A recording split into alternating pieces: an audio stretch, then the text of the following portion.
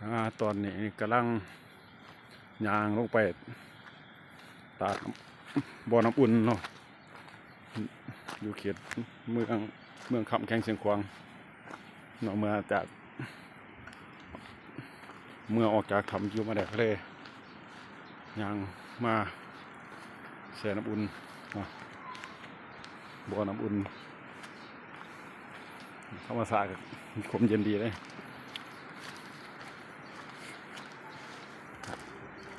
นี่บ่อน้ำร้อนธรรมศาสตร์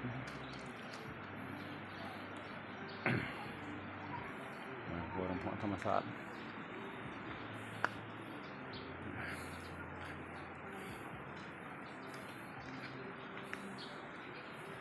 เทิงๆมีรีสอร์ท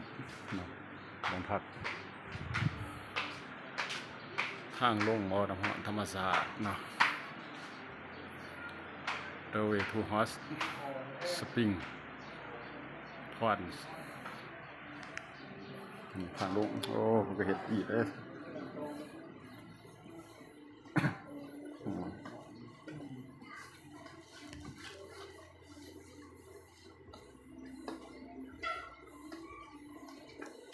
บ่อหอนดีบ่อหอนนะบ่อน้ำหอนก็นึกบ่อน้ำหอน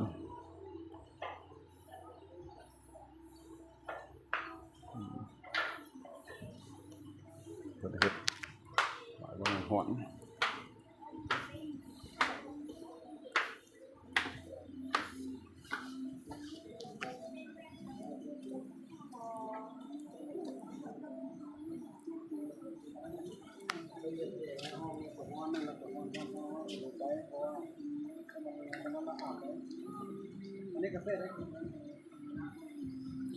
บ่อน้ำหอน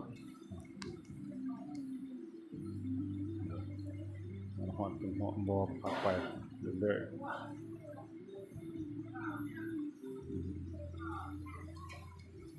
คนมาไปทำแต่กระนับกดเกิด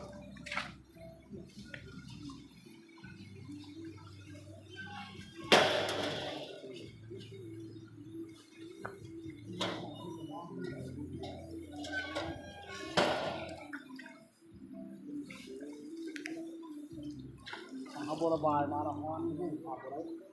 อุ่นเนาะอุ่นโ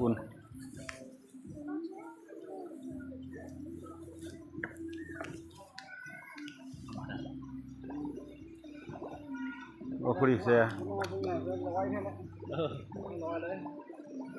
บุเรียพามาอย่าเบิ้งอย่าเบิ้ง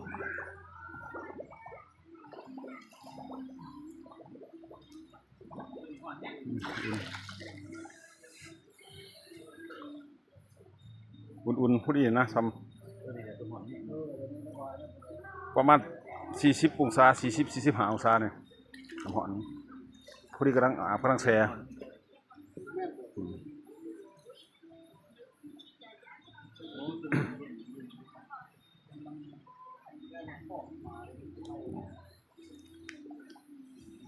บ่พักหอนบ่พัก